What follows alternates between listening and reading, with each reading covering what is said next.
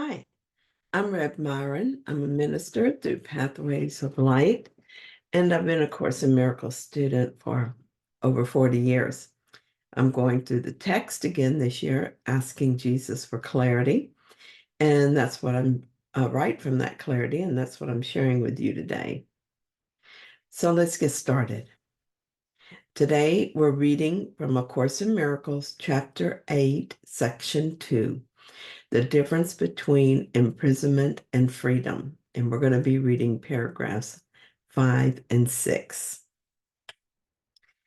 Paragraph 5 says, "We have said that the Holy Spirit teaches you the difference between pain and joy. That is the same as saying he teaches you the difference between imprisonment and freedom. You cannot make this distinction without him because you've taught yourself that imprisonment is freedom. Believing them to be the same, how can you tell them apart?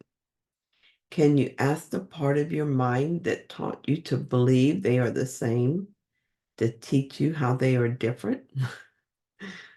Ego taught me that winning is joy. I learned the lesson well. I was very competitive and I worked hard at winning. And I didn't think about how I made the other person feel as I crowed over my victory. It just seemed perfectly normal to be this way. I justified my behaviors. I reasoned that I deserved to win because I worked hard for it.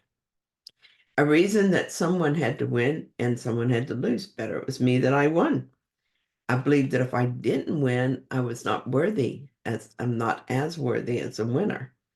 I believed I achieved worthiness according to how well I did in comparison to how poorly others did. When I won, I would feel the adrenaline rush, and this is what I call joy. The rush would fade all too quickly, and then I would feel let down. And so I would go looking for the next victory. I saw victories as freedom. If I won often enough and if the stakes were high enough, I would be free of this unsettling feeling that I was missing something important. I tried for more money to buy more and better things than my neighbor. Then I tried to be the best at my job, so I looked better than other employees. I tried for the better husband. I took credit when my children won, proving I must be the better parent. I thought that these wins freed me from the nagging feeling that I was unworthy. Actually, what I discovered is that I can't win enough, be better than others often enough, make enough money, or buy enough stuff to prove my worthiness. I wound up making my own prison a frantic striving and never arriving. I made the prison, stepped into it, and pretended it was my grand achievement. Of course, I had to work constantly to keep the whole thing in place. But all that work kept me from having to question my choices and question my plan for happiness and freedom. Once questioned, though, it became apparent that I was failing to achieve my goals. Yes, I won often, but it never made me happy, and it never convinced me of my worthiness. At the time, the joke was on me. I was already worthy, and joy was my natural state. I don't have to do anything to acquire freedom and joy because it was given to me in my creation, never to be lost, no matter how confused I became about it. In fact, all that striving just convinced me I was unworthy. Why would I need to try so hard if I was already worthy? All that winning actually made me feel more separate and alone than ever. And of course, if I think that I must prove my worthiness and strive for my freedom in every moment, I exhaust myself. I am the hamster running on the wheel and getting nowhere because there's nowhere to go. Here's what I discovered about being free and being joyful. I remembered the truth as I joined with my brother rather than competed against him. This left me free of the constant struggle and the inevitable letdown. I was free of the belief that I need to earn what was given me by my Creator. I am free of the crash that comes after the adrenaline wears off.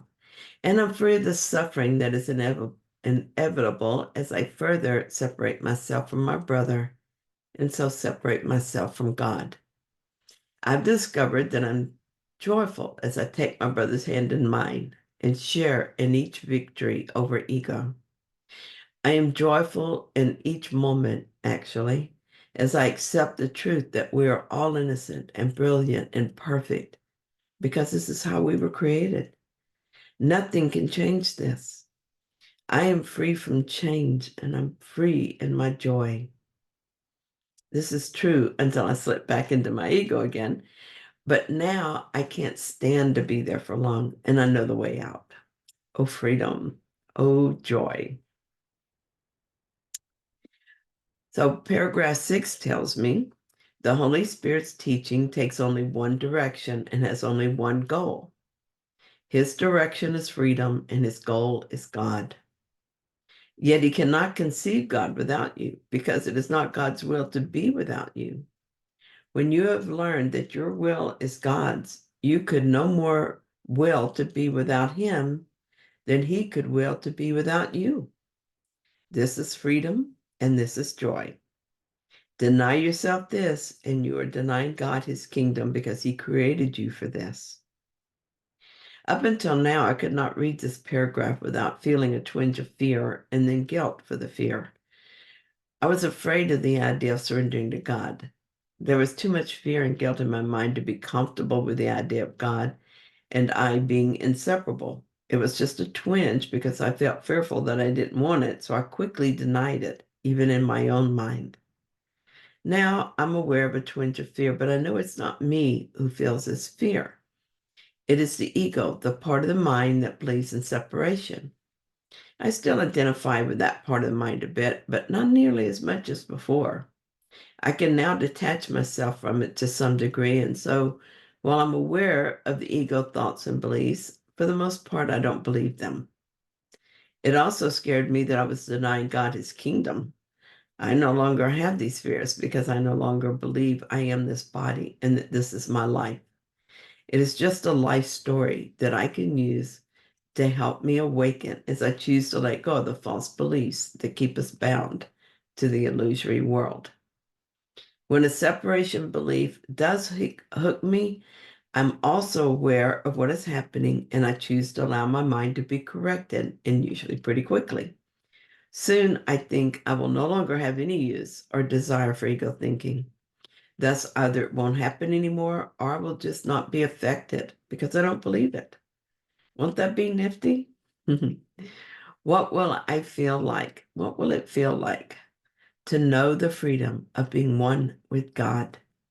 No more insanity, no more fear and guilt. I'll happily continue to master my decision to choose God rather than ego as my identity. Thanks so much for joining me in this reading this morning. I hope that you found it helpful. If you did, then please like it. And if you haven't yet, please subscribe. And I'll be back soon with another reading. See you then.